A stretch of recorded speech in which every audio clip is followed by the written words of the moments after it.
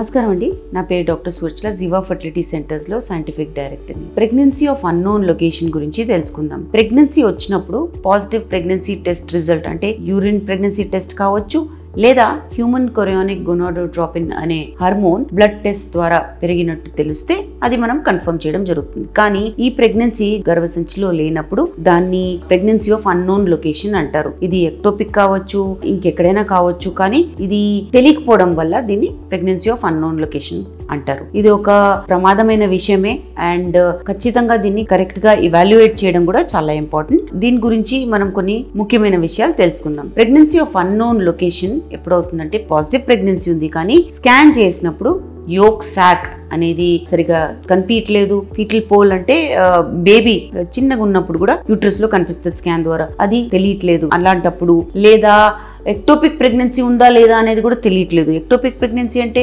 గర్భంలో కాకుండా ట్యూబ్ లో వచ్చే ప్రెగ్నెన్సీ, సర్విక్స్ లో వచ్చే ప్రెగ్నెన్సీని ఎక్టోపిక్ ప్రెగ్నెన్సీ అంటారు. అంటే గర్భంలో లేకుండా ఇంకెక్కడైనా ఉంటే దాన్ని ఎక్టోపిక్ అంటారు. అది కూడా చాలా ప్రమాదమైన విషయం. సో ఇలాంటివి ఉన్నప్పుడు దాన్ని ప్రెగ్నెన్సీ ఆఫ్ అన్నోన్ లొకేషన్ అంటారు. యూజువల్ గా ఎందుకు అవుతుందంటే అర్లీ ఇంట్రా యూట్రైన్ ప్రెగ్నెన్సీ చాలా చిన్నగా ఉన్నప్పుడు, అది సరిగ్గా అల్ట్రాసౌండ్ లో డిటెక్ట్ కానప్పుడు దాన్ని ప్రెగ్నెన్సీ ఆఫ్ అన్నోన్ లొకేషన్ అంటారు. లేదా ఎక్టోపిక్ ప్రెగ్నెన్సీ చెప్పాను కదా, ఎంబ్రియో ఇంప్లాంట్ అయింది, పిండం అతికింది కానీ యూట్రస్ కి బయట ఉన్నప్పుడు, అలాంటప్పుడు కూడా దీన్ని ప్రెగ్నెన్సీ ఆఫ్ అన్నోన్ లొకేషన్ అంటారు. ట్యూబ్స్ లో కావచ్చు, సర్విక్స్ లో కూడా కావచ్చు. స్పాంటేనియస్ మిస్క్యారేజెస్ ప్రోగ్రెస్ లో ఉన్నాయి అనుకోండి, అంటే ప్రెగ్నెన్సీ వచ్చింది కానీ అది గర్భం ఆగట్లేదు అండ్ ఆ ప్రోగ్రెస్ లో ఉన్నప్పుడు మనం దాన్ని స్కాన్ చేసి చూస్తున్నప్పుడు తెలియలేదు అనుకోండి, దాన్ని కూడా ప్రెగ్నెన్సీ ఆఫ్ అన్నోన్ లొకేషన్ అంటారు. కెమికల్ ప్రెగ్నెన్సీ, ఈ ఎర్లీ ప్రెగ్నెన్సీ చాలా షార్ట్ గా ఉందనుకోండి, అంటే అతకడం అయితే జరిగింది, ఎంబ్రియో అతకడము, కాకపోతే అది ఆగలేదు, బయటికి వచ్చేసింది అనుకోండి, స్కాన్ లో కనపడినప్పుడు దాన్ని ప్రెగ్నెన్సీ ఆఫ్ అన్నోన్ లొకేషన్ అంటారు. కాంప్లికేషన్స్ ఏంటి? ఎక్టోపిక్ ప్రెగ్నెన్సీ కాంప్లికేషన్స్ తెలుసుకుందాం. ఈ ఎక్టోపిక్ ప్రెగ్నెన్సీ చాలా సీరియస్ కాంప్లికేషన్. ఇంటర్నల్ బ్లీడింగ్ కావచ్చు, ఎస్పెషలీ ఎక్టోపిక్ టిష్యూ రప్చర్ అయినప్పుడు ఇది చాలా పెద్ద ప్రమాదమైన విషయం. కొన్నిసార్లు లైఫ్ థ్రెటనింగ్ కూడా ఉండొచ్చు. ఇమీడియట్ గా మెడికల్ అటెన్షన్ ఇలాంటి సందర్భాల్లో అవసరం. మిస్క్యారేజెస్ కూడా కావచ్చు. ప్రెగ్నెన్సీ అన్నోన్ లొకేషన్ లో ఉన్నప్పుడు ఎర్లీ మిస్క్యారేజ్ అనేది తొందరగా తెలిస్తే మంచిది. ఎందుకంటే కాంప్లికేషన్స్ కావచ్చు మిస్క్యారేజెస్ అప్పుడు, ఎస్పెషలీ న్యాచురల్ గా మొత్తం బయటికి రాలేదనుకోండి, అలాంటప్పుడు పొటెన్షియలీ రిస్క్ పెరుగుతుంది.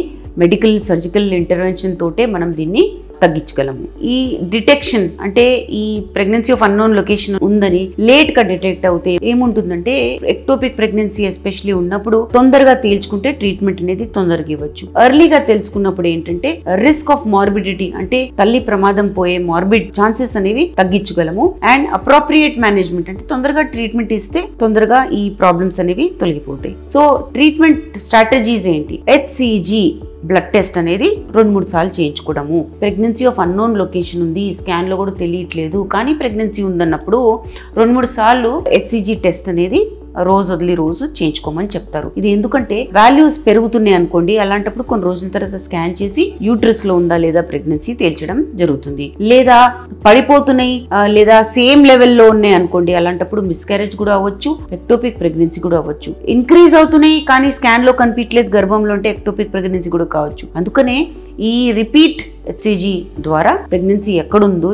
ఉంటే పెరుగుతుందా లేదా అనేది కూడా తెలుసుకోవడం చాలా అవసరం. రిపీట్ అల్ట్రాసౌండ్, ఒక అల్ట్రాసౌండ్ చేసిన తర్వాత హార్ట్ బీట్ కనిపించలేదు అనుకోండి, అలాంటప్పుడు 48 నుంచి 72 అవర్స్ తర్వాత ఇంకో అల్ట్రాసౌండ్ చేయడం జరుగుతుంది. దీన్ని బట్టి హార్ట్ బీట్ ఉందా లేదా తేల్చడం జరుగుతుంది. అక్కడ లేదనుకోండి ఇంకెక్కడన్నా ఉందా అనేది చూడడం జరుగుతుంది. సో సిమ్టమ్ మానిటరింగ్ కూడా దీంతో పాటు చాలా important. Pregnancy of unknown location ఉన్నప్పుడు పేషెంట్స్ ని జాగ్రత్తగా సిమ్టమ్స్ ని మానిటర్ చేయమంటారు. అంటే బాడీ చెప్పే సిమ్టమ్స్ గమనించమంటారు. అంటే పెల్విక్ పెయిన్, పొట్లో నొప్పి ఉందా, లేదా అబ్నార్మల్ బ్లీడింగ్ ఏమైనా కనిపిస్తుందా అనేది జాగ్రత్తగా మానిటర్ చేయాలి. ఎందుకంటే ఇలాంటివన్నీ ఉంటే తొందరగా మెడికల్ మేనేజ్మెంట్ చేస్తే ఈ సిమ్టమ్స్ అనేవి తగ్గుతాయి, కాంప్లికేషన్స్ అనేవి కూడా తగ్గుతాయి. ఎక్టోపిక్ ప్రెగ్నెన్సీ ఉందనుకోండి, అలాంటప్పుడు మెడికల్ మేనేజ్మెంట్ చేస్తారు. అంటే టాబ్లెట్స్ ఇచ్చి మెడికేషన్స్ ఇచ్చేస్తారు. కొన్నిసార్లు సర్జికల్ ఇంటర్వెన్షన్స్ కూడా చేస్తారు. అంటే లాప్రోస్కోపీ ద్వారా ఆ ప్రెగ్నెన్సీని తీసేయడం. అఫ్కోర్స్ ఇవన్నీ పేషెంట్ కండిషన్ మీద, క్లినిషియన్ ప్రిఫరెన్స్ మీద ఏది చేస్తే మంచిది అనేది వాళ్ళు డిసైడ్ చేసి చేస్తారు. So pregnancy of unknown location ఒక రిస్క్ ఫ్యాక్టరే. కేర్ఫుల్ మానిటరింగ్ ఉండాలి, మేనేజ్మెంట్ ఉండాలి. ఇలాంటి ప్రాబ్లమ్స్ వచ్చినప్పుడు మీ క్లినిషియన్తో జాగ్రత్తగా మాట్లాడాలి. ఆప్షన్స్ ఏంటి, ట్రీట్మెంట్ ఆప్షన్స్ ఏంటి, ఎలాగా అసెస్ చేయాలి, అసలు ప్రెగ్నెన్సీ ఉందా లేదా, ఎక్కడుంది, ఎలా కనుక్కోవాలనేది కూడా మీరు కూడా ఇన్వాల్వ్డ్ ఉంటే టైమ్లీ ట్రీట్మెంట్ తీసుకుంటే మీకు కాంప్లికేషన్స్ అనేవి తగ్గుతాయి, బెస్ట్ అవుట్కమ్స్ ఉంటాయి, ఫ్యూచర్ లో కూడా రీప్రొడక్టివ్ హెల్త్ బాగుంటుంది, ప్రెగ్నెన్సీ కూడా ప్లాన్ చేసే అవకాశాలు చాలా బాగుంటాయి. దీని గురించి ఇంకా వివరాల కోసం తప్పకుండా జీవా ఫర్టిలిటీ సెంటర్స్ కి వచ్చేయండి. Thank you. చాలా థ్యాంక్స్ అండి మా వీడియోస్ చూస్తున్నందుకు. మరిన్ని ఇలాంటి ఇంట్రెస్టింగ్ వీడియోస్ కోసం మా ఛానల్ని తప్పకుండా సబ్స్క్రైబ్ చేయండి. Thank you.